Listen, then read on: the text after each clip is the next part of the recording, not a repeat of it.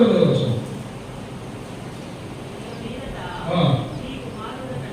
నీ కుమారుడు అనిపించుకున్నకు యోగ్యుడను నన్ను నీ కూలివారిలో ఒకరిగా పెట్టుకున్నామని అతనితో చెప్పుతున్నాను అనుకుని లేచి దాని యొద్దకు వచ్చినాడు. ఇక్కడ తప్పిపోయిన కుమారుడు మొట్టమొదటిగా యోగ్యుడే కదా.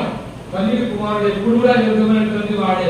అయితే ఈ తప్పిపోయినటువంటి కుమారుడు ఏం చేసినాడు? లోకం వైపు తాను ఆకర్షించబడతా ఉన్నాడు. లోకంలో ఉన్న వారి వైపు తాను ఆకర్షించబడతా ఉన్నాడు. లోకంలో ఉన్న సంతోషం కొరకు, లోకంలో ఉన్న సంపాదన కొరకు, లోకంలో ఉన్న సహవాసం కొరకు తను ఏం చేశాడు?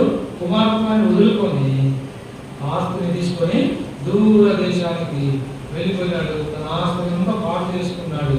తర్వాత పందులు పొట్టు తినేటటువంటి పరిస్థితులకు వచ్చినప్పుడు అతనికి తండ్రి ఇల్లు జ్ఞాపకం వచ్చింది. అప్పుడు ఈ మాట అంతా ఉన్నాడు.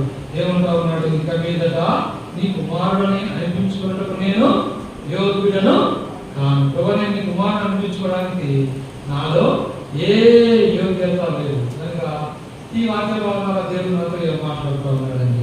ఒక ప్రత్యేకమైనటువంటి ఉద్దేశంతో ప్రభు మనల్ని పిలిచినాడు. ఒక ప్రత్యేకమైనటువంటి పిలుపుతో ప్రభు మనల్ని పిలిచినాడు. మన పిలుపు ఎంతో గొప్పది, మన గురి ఎంతో గొప్పది, మన గమ్యస్థానం ఎంతో గొప్పది, మనం చేరవలసిన చోటు ఎంతో గొప్పది. అయితే ఈ లోకం వైపు మనం చూసి, ఈ లోకంలో ఉన్నటువంటి వాటి వైపు మనం ఆకర్షించబడి, ఈ లోకంతో మనం సహవాసం చేయాలని ఆ తప్పిపోయినటువంటి కుమారుని వలె మన జీవితంలో కూడా మనం ఎక్కడైనా తప్పిపోయినామా? ఎక్కడైనా ప్రభుకి ఇష్టంగా మనం జీవించినామా? ఎక్కడైనా మన జీవితం ప్రభుకి ఇష్టపూర్వకంగా లేదా? అయితే నువ్వు యోగ్యుడు కావు. దేవుని వాక్యం నేను హెచ్చరిస్తా ఉంది. దేవుని వాక్యం నీతో మాట్లాడుతూ ఉంది. ప్రభు సన్నిధిలో ఆ చిన్న కుమారుడు పశ్చాత్తాపడుతూ ఉన్నాడు. నేను నీ కుమారుడు అనిపించుకున్నట్టు నేను యోగ్యుడను కాను, నీ కూలి వాళ్ళలో ఒకరిగా ఉంటే చాలని తాను అనుకుంటా ఉన్నాడు. ఆయన ఎక్కడ ఉన్నాడు? ఆ పొట్టు దగ్గర నుంచి లేచినాడు, పరిగెత్తుకుంటూ వచ్చినాడు. అయితే ఇక్కడ మనం చూస్తే ఇక్కడ ఏం చూస్తే 21వ వచనంలో చదవండి.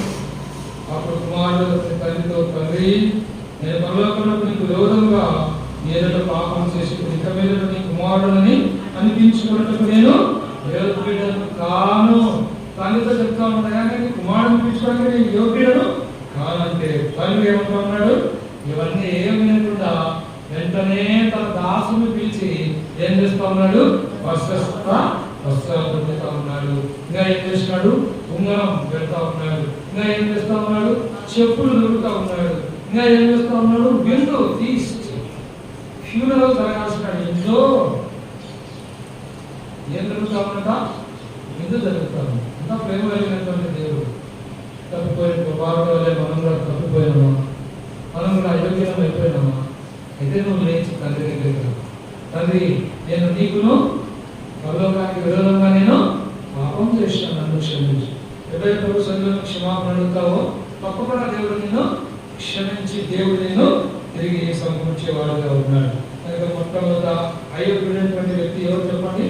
తప్పిపోయినటువంటి కుమారుడు. తప్పిపోయిన స్థితిలో ఉన్నటువంటి నీవు, నేను, మనం అందరం కూడా తప్పిపోయినటువంటి స్థితిలో ఉన్నవారు ఎవరైనా సరే వారందరూ కూడా అయోగ్యులని దేవుని వాక్యం